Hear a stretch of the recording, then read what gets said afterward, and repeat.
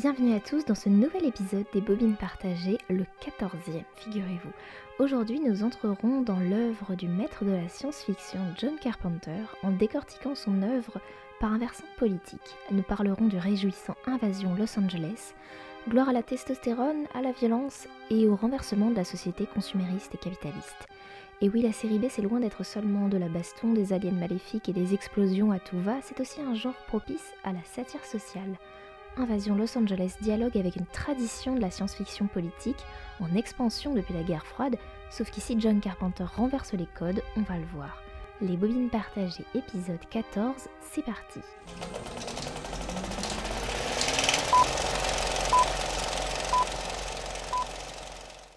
Invasion Los Angeles est un film de 1988 signé par un certain John Carpenter. Alors, où en est-il dans sa filmographie à ce moment-là ? Carpenter, il est né 40 ans plus tôt, dans les années 40, et depuis sa tendre enfance, il est fan de western et des grands films de science-fiction hollywoodiens. Lorsqu'il a à peine 10 ans, il échappe au quotidien morose de sa petite ville ultra-conservatrice en réalisant des courts-métrages d'horreur et de science-fiction.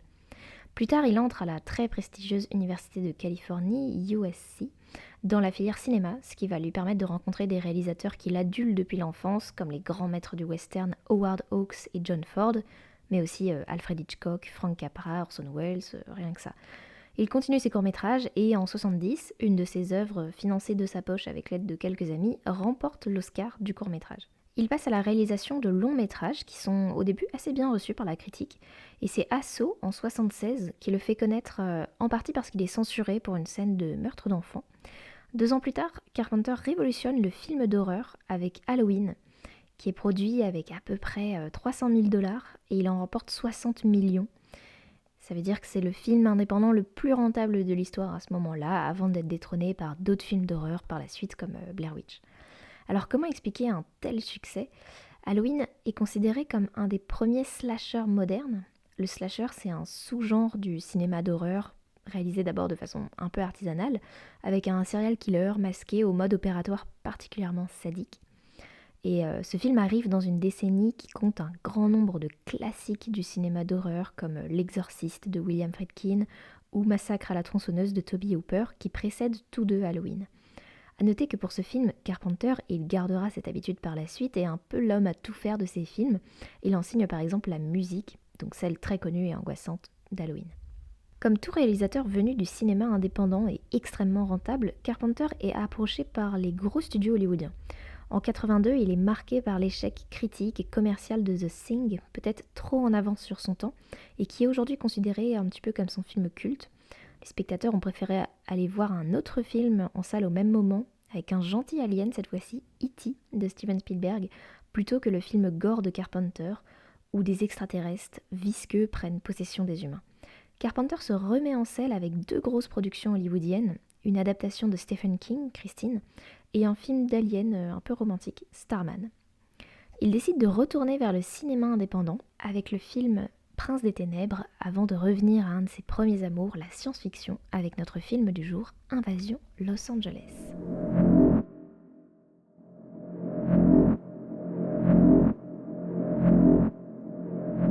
Invasion Los Angeles, c'est d'abord une histoire de la marge. C'est l'histoire d'un mec qui erre un peu dans Los Angeles, il a pas de nom, dans le scénario il s'appelle John Nada, donc qui veut dire rien. Alors il tente de se faire embaucher sur un chantier et rencontre une communauté à la marge de squatteurs, de familles pauvres, notamment des Afro-Américains sans emploi, qui vivent tous ensemble pas très loin d'une église un peu étrange, et à la télé ils le regardent sans trop le prendre au sérieux, une sorte de gourou complotiste. Alors, première chose très intéressante qu'on remarque dans ce début de film, c'est la diversité de cette communauté. On n'est pas très loin de l'illustration parfaite de la convergence des luttes, cet idéal plutôt contemporain de militantisme où des personnes issues de groupes sociaux très divers s'allient ensemble. Et le film montre, sans s'apesantir lourdement, l'envers du rêve américain, du capitalisme, avec ses laissés-pour-compte du capitalisme. Et le film ne s'arrête pas là. À la suite d'une descente de police, notre héros sans nom découvre un local de mystérieux militants et dans un coin de la pièce une boîte de lunettes. Quand on les met, on voit la vérité. Le monde est gouverné par des aliens qui ont une apparence humaine et ils n'ont qu'un but, répandre un ultra-capitalisme. Lorsqu'il met ses lunettes, le héros voit que les affiches publicitaires ont un message caché. Obéissez, achetez, ne questionnez rien, mariez-vous. En fait, tous les médias et toutes les élites diffusent le même message, soumettez-vous au grand capital. Ce qui est assez amusant, c'est que les aliens prévoient une expansion complète du capitalisme pour 2025, donc pas inintéressant de voir ce film aujourd'hui. Alors de quelle façon John Carpenter prône-t-il la révolte? Eh bien avec les armes de la série B, bien sûr.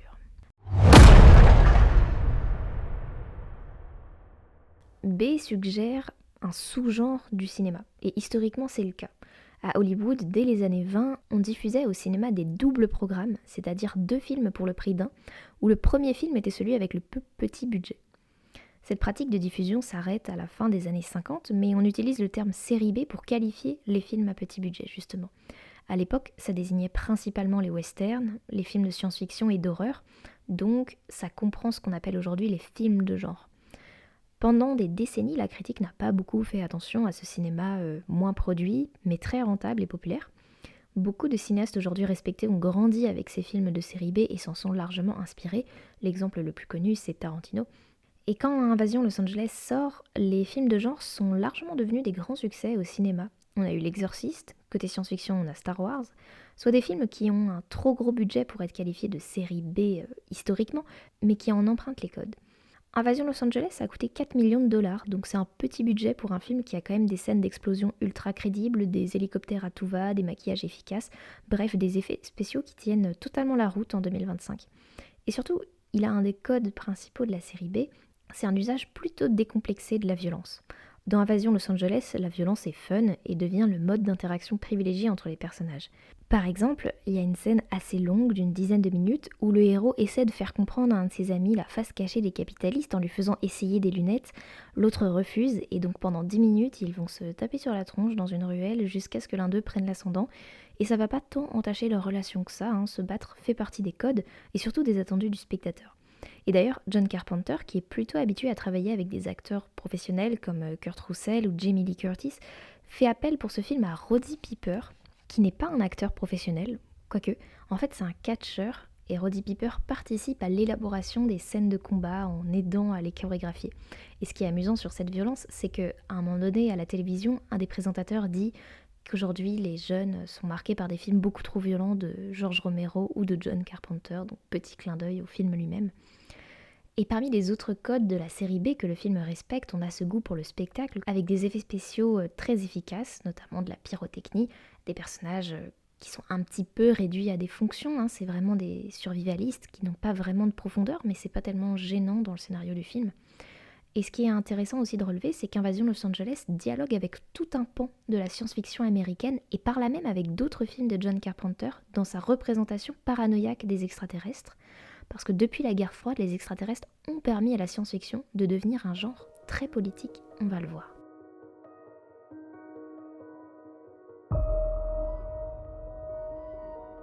Aux États-Unis, la science-fiction a souvent rimé avec la politique et c'est peut-être un des genres cinématographiques qui s'y prête le plus, parce que imaginer le futur ou imaginer d'autres civilisations, c'est un moyen de se pencher sur notre monde, sur son fonctionnement, sur ses dérives. Les extraterrestres incarnent un autre, avec un grand A, un autre radicalement différent, que les hommes doivent combattre, dans la plupart des cas. Or, aux États-Unis, de la fin des années 40 aux années 90, l'autre radicalement différent, c'est l'URSS.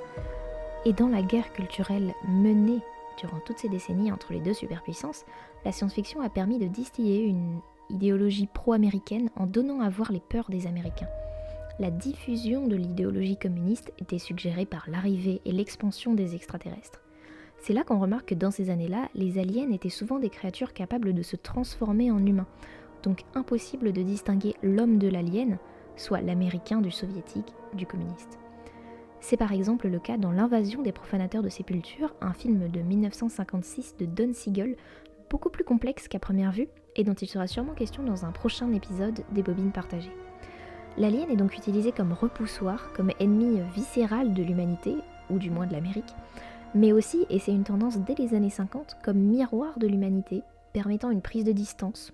Souvent l'alien permet de réaliser la vanité de la guerre froide notamment, de la haine entre les hommes. C'est le cas en 51 avec Le jour où la Terre s'arrêtera de Robert Wise, futur réalisateur de West Side Story. Dans ce film, un extraterrestre prend une forme humaine et veut réunir tous les chefs d'État du monde pour prévenir d'une terrible menace, mais bien sûr il se heurte aux tensions géopolitiques du moment. John Carpenter, dans Invasion Los Angeles, remobilise cette tradition de la science-fiction qui représente les aliens sous des traits humains, sauf qu'il la renverse, parce qu'ici, les méchants extraterrestres ne sont pas des communistes, mais des capitalistes. Ils diffusent dans la société américaine non pas les préceptes de Karl Marx, mais ceux du grand capital. Donc finalement, l'ennemi intérieur des États-Unis, eh bien, c'est sa propre idéologie. Et ça, c'est un renversement assez grisant, je trouve, car John Carpenter produit ce film en se servant totalement des codes du spectacle hollywoodien, donc des codes culturels américains, tout en critiquant l'idéologie des États-Unis. Et de plus, cette satire de Carpenter s'inscrit dans sa filmographie de façon très cohérente, car il a souvent exploré le thème de la paranoïa. Les films d'horreur jouent sur nos peurs, ou plutôt sur notre peur de la peur, donc notre capacité à anticiper la peur, à la craindre, et ce doute terrible atteint son paroxysme dans la paranoïa. C'est donc un sentiment avec lequel jouent les réalisateurs de films d'horreur et des films de science-fiction à tendance horrifique. John Carpenter, en spécialiste de ces deux genres, l'a bien compris. Ces personnages sont tout le temps en alerte, et on les comprend, parce que quand ils sont poursuivis par un serial killer invincible dans Halloween ou une voiture meurtrière dans Christine, il faut mieux être sur ses gardes. Et Invasion Los Angeles me semble assez proche d'un autre film de John Carpenter qu'on a évoqué brièvement tout à l'heure, The Thing. Dans The Thing, les scientifiques découvrent que la chose, probablement extraterrestre, infecte des humains jusqu'à prendre leurs apparences. Aussi, ils vont tous se suspecter les uns les autres, faisant régner un climat de pure paranoïa. Et quelque part, Invasion Los Angeles raconte la même histoire, de façon un peu plus légère, mais cette paranoïa prend des accents un peu dérangeants, car un peu complotistes. Dans Invasion Los Angeles, un des personnages qui éclaire le héros sur la nature des capitalistes, c'est un espèce de gourou qui fait passer des messages de façon pirate à la télévision, tels que « Ouvrez les yeux, ils sont parmi nous ». Si John Carpenter avait réalisé ce film au XXe siècle, on penserait tout de suite aux reptiliens, cette théorie du complot très populaire dans les années 2010, comme quoi les élites seraient en fait des reptiles qui contrôlent l'humanité. Et les conspirationnistes se présentaient comme éclairant le peuple, exactement comme dans le film. Et comme dans les théories du complot, les grands coupables, ce sont les médias. En particulier les médias traditionnels, la presse papier, la télévision, la radio, qui sont dirigés par des élites qu'on ne connaît pas et qui ont des intérêts précis. Aujourd'hui, les adeptes de la théorie du complot se renseignent surtout sur Internet, vu comme une sphère plus libre en termes de liberté d'expression. Dans le film de Carpenter, non seulement la télévision met en lumière les élites et leurs messages d'endoctrinement capitaliste, mais en plus, ce sont les ondes de télévision qui brouillent notre cerveau et nous font voir des humains là où il y a des aliens. Donc on mélange une théorie complotiste avec une forme d'ésotérisme. Donc Invasion Los Angeles, et c'est curieux à ma connaissance, il n'est pas tant repris par les sphères complotistes alors que c'est un film paranoïaque à plusieurs degrés, avec un message politique plus complexe qu'à première vue. Alors c'est la fin de cet épisode consacré au réjouissant Invasion Los Angeles, classique du cinéma indépendant de science-fiction, un film qu'on peut apprécier comme un pur divertissement parce que c'en est un, c'est un vrai spectacle, mais dont on peut aussi s'amuser à décortiquer les sens politiques, et ils sont nombreux. Si vous voulez prolonger ce lien entre films de genre et anticapitalisme, je vous conseille les films de zombies de Romero, un réalisateur proche de Carpenter qui est beaucoup plus constant dans ses satires politiques. J'espère que cet épisode des Bobines partagées vous aura donné envie de voir le film de Carpenter et de Romero par la suite, et de découvrir d'autres épisodes qui sont diffusés sur toutes nos plateformes grâce à la radio Fréquence, que je remercie. Je vous remercie aussi à vous, chers auditeurs, pour votre écoute, et quant à moi, je vous dis à la prochaine.